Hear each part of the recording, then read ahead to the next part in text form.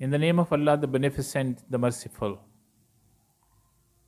How to speak English with confidence. आज का ये दौर अंग्रेज़ी ज़ुबान का दौर है. जिस एज में हम रह रहे हैं उसमें अंग्रेज़ी ज़ुबान का बोलना बहुत अहमियत रखता है. अगर आप किसी भी शोबे में तरक्की करना चाहते हैं तो उसमें आपको अंग्रेज़ी बोलने से वास्ता पड़ेगा.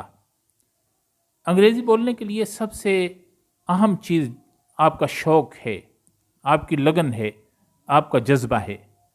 जब भी आप किसी काम को करते हैं तो उसमें आपका पैशन जो है, आपका जज्बा जो है, वो बड़ा अहम रोल अदा करता है.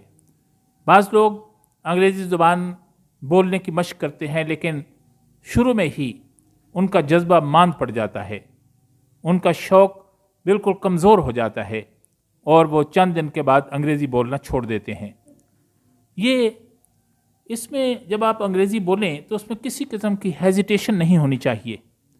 चाहे आप ग्रामर जानते हैं या नहीं जानते हैं, इस बात से आपको कोई सरोकार नहीं होना चाहिए, क्योंकि आपने जो कुछ आपका माफ़िज़ ज़मीर है, आप जो कोई बात करना चाहते हैं उसको अंग्रेज़ी ज़बान में पूरे कॉन्फिडेंस से करें. उसमें किसी किस्म की आपको कोई रोक टोक नहीं होनी चाहिए कि मैं ये बोल नहीं सकता हूँ. और यही कॉन्फिडेंस लेकर, यही एतमाद लेकर जब आप बोलेंगे तो आप यकीन करें कि आप चंद माह के बाद एक अच्छे स्पीकर बनने के करीब होंगे.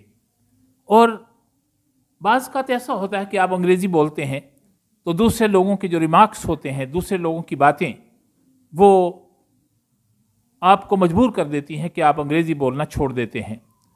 आप कभी डिस्करेज ना हों. दूसरों के रिमार्क्स पे आपने डिस्करेजमेंट आपकी नहीं होनी चाहिए. यही आपकी कामयाबी है. और वो लोग जो अच्छे स्पीकर बनते हैं वो अपना ये जहद मुसलसल जारी रखते हैं. और एक वक्त आता है कि लोग उनको जब बोलते हुए देखते हैं तो उनको भी रश्क होता है कि काश हम भी ऐसे स्पीकर बन सकें. ऐसे बहुत से लोग दफ्तरों के अंदर और आपके इर्द गिर्द यकीनन मौजूद हैं. और घर पर आप, और इसमें यह भी बात है कि आप हमेशा सिंपल इंग्लिश बोलें, क्योंकि स्पोकन इंग्लिश सिंपल इंग्लिश होती है. जो रिटन इंग्लिश है वो मुश्किल इंग्लिश होती है. क्योंकि जब आप स्पोकन इंग्लिश की तरफ आते हैं तो आप आसान अल्फाज इस्तेमाल करेंगे तो सुनने वाले को भी बहुत आसानी से समझ आएंगे और आपको भी बोलने में दिक्कत नहीं होगी, क्योंकि एक महदूद वोकेबलरी के साथ, महदूद ज़ख़ीरा अल्फाज के साथ आप बोलते चले जाएंगे और आपकी फ्लुएंसी में भी इजाफा होगा. कोशिश करें कि अपने घर वालों के साथ अंग्रेज़ी बोलें, अपने बच्चों के साथ, अपने बहन भाइयों के साथ, अपने वालिदैन के साथ अंग्रेज़ी बोलें, क्योंकि इस तरह आपकी अंग्रेज़ी में एक निखार पैदा होगा. आप ज़्यादा से ज़्यादा आपको चांसेस मिलेंगे कि आप घर में अंग्रेज़ी बोलें. और एक और बात जो मैं अर्ज़ करना चाहता हूँ कि आप अच्छी किताबों का मुताला करें, अखबारात का, स्टोरी बुक्स का, डाइजेस्ट और मैगज़ीन, क्योंकि इससे आपको मवाद मिलेगा और उस मवाद को लेकर आप जब अंग्रेज़ी बोलेंगे तो आप में और ज़्यादा कॉन्फिडेंस डेवलप करेगा. और हमारे यहाँ लोग बाज़ औक़ात अंग्रेज़ी इसलिए नहीं बोल सकते हैं कि उनके पास बोलने का मैटर नहीं होता है.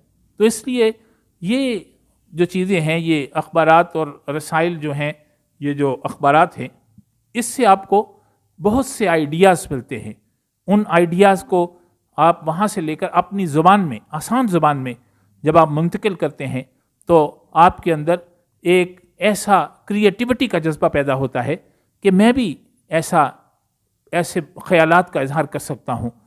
फिर हमारे जो स्कूलों और कॉलेजेस में जो स्टूडेंट पढ़ते हैं उनको चाहिए, उन स्टूडेंट्स को, कि वो तकरीरी मुकाबलों में, अंग्रेज़ी के तकरीरी मुकाबलों में हिस्सा लें, डिबेट्स में हिस्सा लें.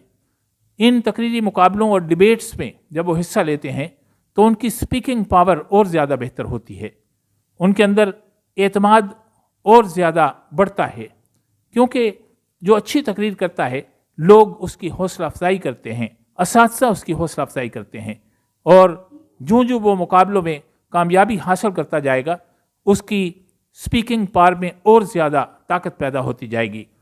اور اپنے دوستوں کے ساتھ آپ دیکھیں کہ ڈسکشن کریں، مختلف موضوعات لے کر آپ اپنے دوستوں کو کہیں کہ آپ اس پر تیاری کریں اور آپ بھی اس پر تیاری کریں، اور 1 دن 2 دن 3 دن کے بعد مختلف آپ کے پاس آئیڈیاز ہوں اور ان پر آپ بیٹھ کر ایک گروپ کی شکل میں سرکل میں بیٹھ کر ان چیزوں کو بولیں، اور جو اچھا سپیکر ہے اس کو انعام دیا جائے، اور جو اچھا سپیک نہیں کر سکتا ہے اس کی حوصلہ افزائی کی جائے کہ وہ کس انداز میں اپنی سپیچ کو خوبصورت انداز میں ڈھال سکتا ہے۔ اس کے بعد ایک اور چیز جو سپیکنگ پاور کے لیے اہم ہے وہ یہ ہے کہ آپ انگریزی موویز دیکھیں، اس سے آپ کو ماڈرن ٹرینڈز کا اضافہ پتہ چلے گا، اور ساتھ یہ بھی پتہ چلے گا کہ مختلف الفاظ کا پروننسیشن کیا ہے، ان کا تلفظ کیا ہے، کیونکہ جب آپ بولتے ہیں اور آپ کا تلفظ اگر صحیح نہیں ہے تو وہ سننے والے پر اچھا اثر نہیں ڈالتا ہے۔ جو ہی ہم زیادہ اپنے سٹینڈرڈ تلفظ کے قریب ہوں گے تو یقیناً سننے والا اس سے خوش ہوگا، اور ہم خود بھی اسے ہمیں سیٹسفیکشن ہوتی ہے کہ ہم بالکل سٹینڈرڈ کے قریب بول رہے ہیں۔